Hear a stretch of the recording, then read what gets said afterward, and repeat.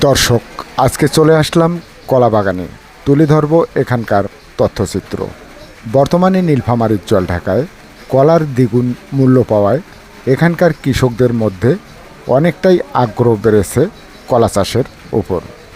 এলাকার চাহিদা পূরণের পাশাপাশি কৃষকরা এসব কলা পাঠাচ্ছেন দক্ষিণের শহরগুলোতে।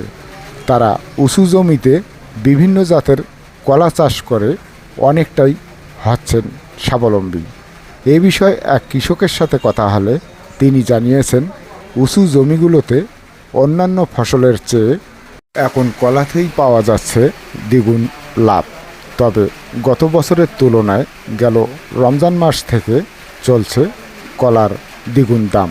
আমরা বরাবরে অন্য ফল ফসল আবাদ করি, কিন্তু এবার কলা চাষ করতেছি। কলার বাজার ভালো, সে কারণে। আবেদ আলী, নিউজ জলকণ্ঠ।